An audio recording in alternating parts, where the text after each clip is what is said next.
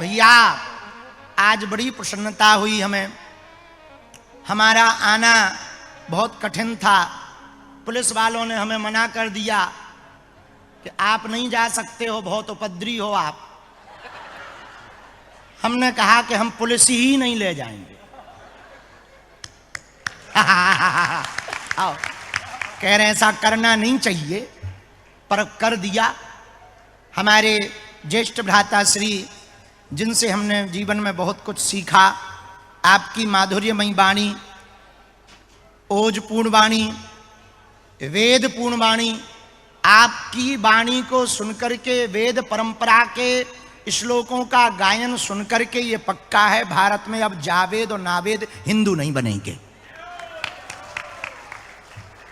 खैर ये बात तो हो गई। पूज्य भ्राता श्री के प्रति उनके श्री चरणों को दंडवत प्रणाम। यहां आकर हमको बहुत प्रसन्नता इस बात से हुई कि पूरा परिक्रमा बना हुआ है। सामने जमुना जी हैं, बगल में ठाकुर जी, कुसुम सरोवर, बगल में ठाकुर जी विराजमान, श्री राधा रमण लाल जी विराजमान, श्री गोवर्धन जी। आह, जिस द्वार से आप आ रहे वो गोवर्धन द्वार है।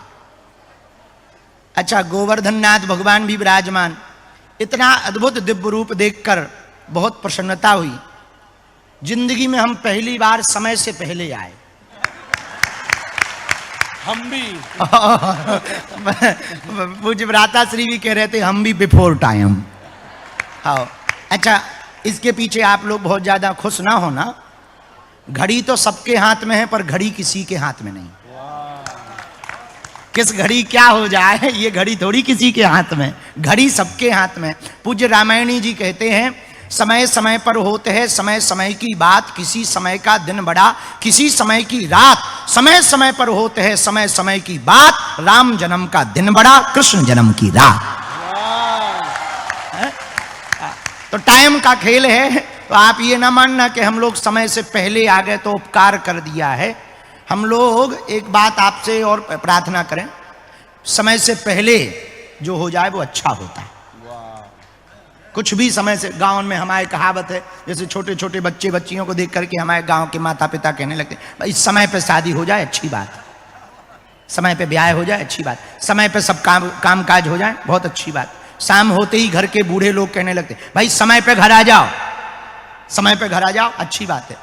तो हमने एक दिन अपनी माता जी से पूछा कि हर बार समय की बात क्यों कही जाती, कि समय पे आ जाओ, समय पे सब कर लो, समय पे खाना खा लो, समय पे सो जाओ। तब उन्होंने एक बड़ी तार्किक बात कही। हमारी माता जी पढ़ी लिखी तो नहीं, पर उन्होंने बड़ी तार्किक बात कही। उन्होंने कहा, बेटा जो काम समय पर हो जाता और जो समय को देख के चलता है उसका समय हमेशा ठीक रहता है। जो समय को ठीक रखता है उसका भी समय हमेशा ठीक रहता है। तो आज हमको प्रसन्नता हुई, सायंकाल में परम पूज्य श्री कारशनी पीठ वाले महाराज जी का यहाँ आगमन होने वाला है। हमको यहाँ से भिवंडी जाना है, वहाँ हम सत्यनारायण भगवान की कथा सुना रहे हैं। 501 कुंडी यज्ञ भी होना है, तो सब चेला हमारे धूप में बैठे हैं खुले में। तो भिवंडी में बागेश्वर धाम का मठ है, तो वहाँ पर हमको पहुँचना, इसलिए समय के पूर्व में ही आकर के हमने सोचा भागवत जी को दंडवत प्रणाम कर लें, भ्राता श्री को मिल लें, व्यासपीठ को प्रणाम कर लें। अच्छा, अब मौका बढ़िया मिल गया तो आप सब लोग भी मिल गए। एक बात हम कहना चाह रहे, इस देश की ताकत दो लोग हैं। पूछो कौन? जोर से पूछो। ऋषि और कृषि। इस देश को समझना है तो दो लोगों को समझो, दो बातों को समझो।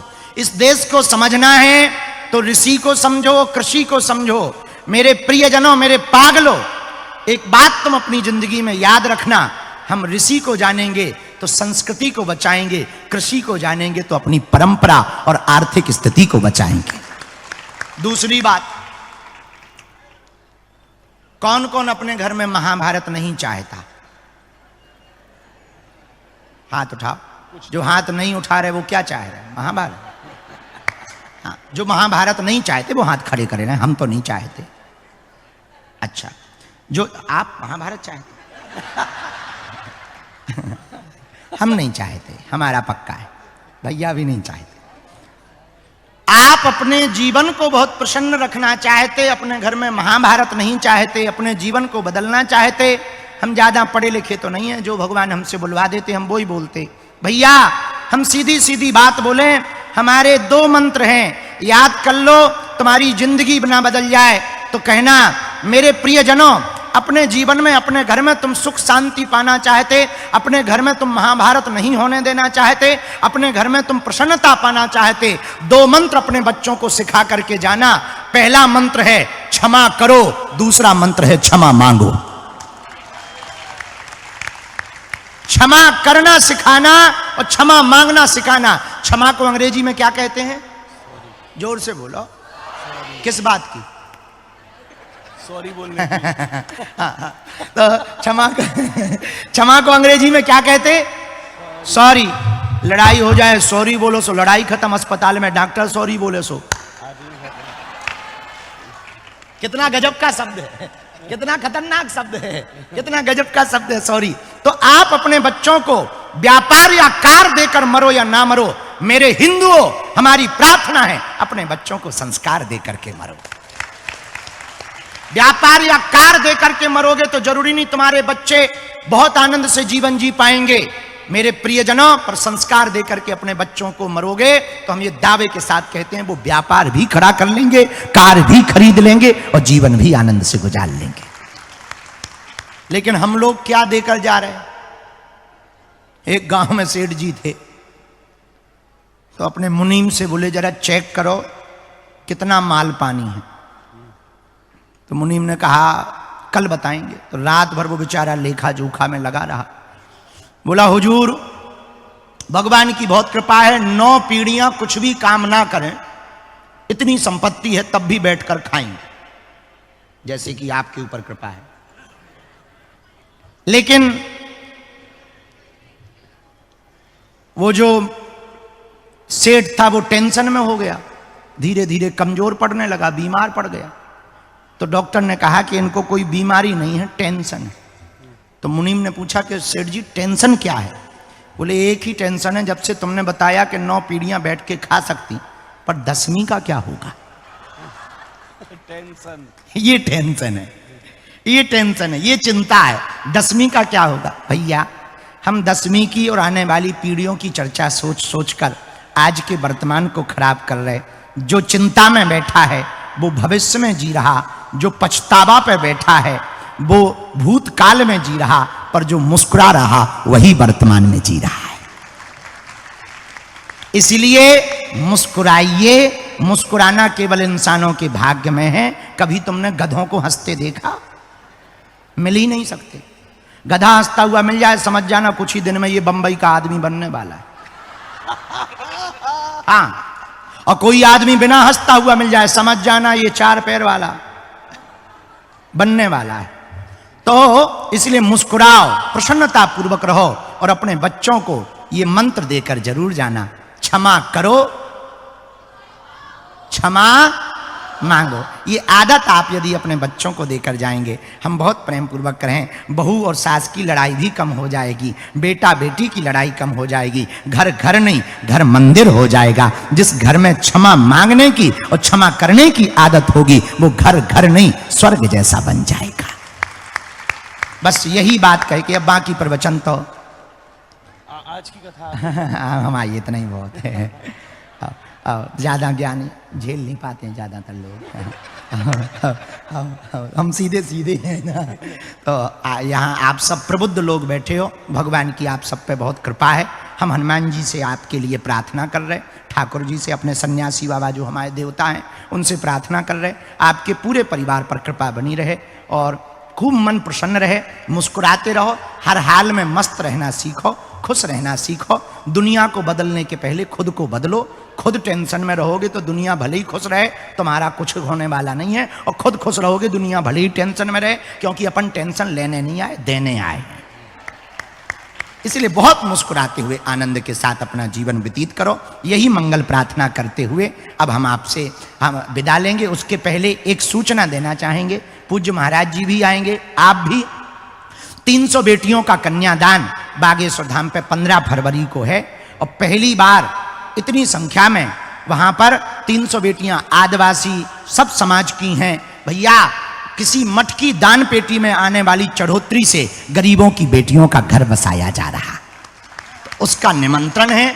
इस पिछली साल उसमें राष्ट्रपति जी आई थी, इस बार आप ही लोग राष्ट्रपति बन जाना।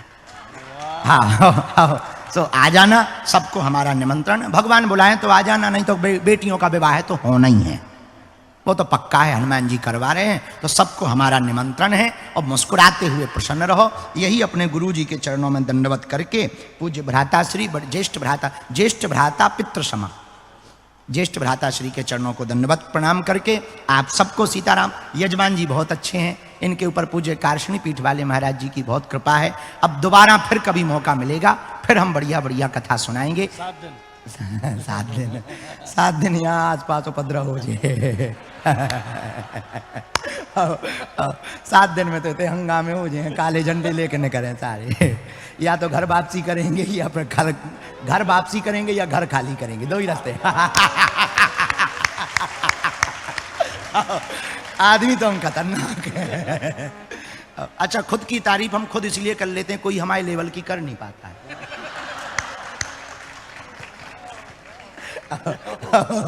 ओके, इसलिए जो है बहुत, फिर कभी लेकिन हम कथा सुनाएंगे, ये पक्का है, फिर आएंगे तो कथा सुनाएंगे। एक घड़ी आधी घड़ी आधी में पुनियाद, तुलसी चर्चा राम की हरहि कोटि अपराध। तो राम की चर्चा जितनी देर हो उतनी बढ़िया, इसमें राम की चर्चा तो हो नहीं पाई, तुम्हारे काम की चर्चा जरूर भाई, कि तुम्हारा काम बढ़िया चले। जय सिया राम। करके इशारों बुलाए गई रे, करके इशारों बुलाए गई रे। कौन? करके इशारों बुलाए गई रे, करके इशारों।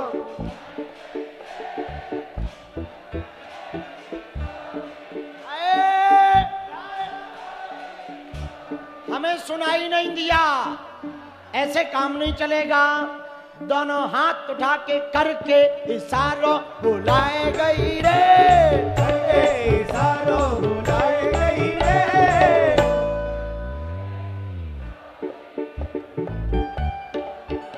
इधर वालों राधा गोरी गोरी,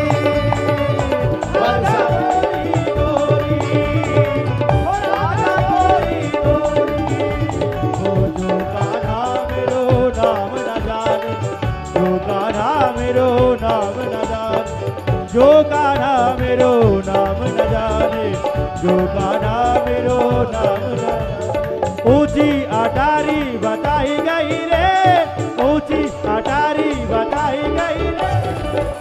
कौन? बरसाने की छोरी, राधा गोरी गोरी, बरसाने की छोरी, ओ राधा गोरी गोरी।